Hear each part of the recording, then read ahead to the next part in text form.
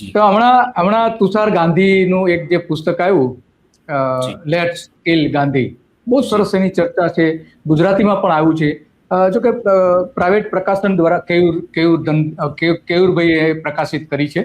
તો જી આ એક છેલ્લું પુસ્તક મારી દ્રષ્ટિએ ગાંધીજી ઉપરનું ગુજરાતીમાં કહી શકાય એવું, કે કારણ કે હમણાં જ પબ્લિશ થયું છે એટલે. તો જી નવજીવનમાં જે અત્યારે પ્રકાશિત થાય છે એમાં મોટાભાગના કયા પ્રકારના પુસ્તકો અત્યારે તમે એટલે પબ્લિશ કરી બીજા, રહ્યા છો? હા, એટલે જેમ કે ઇવન તુષારભાઈ પોતે ગાંધીજીના અ, વારસદાર હોવા છતાં હા.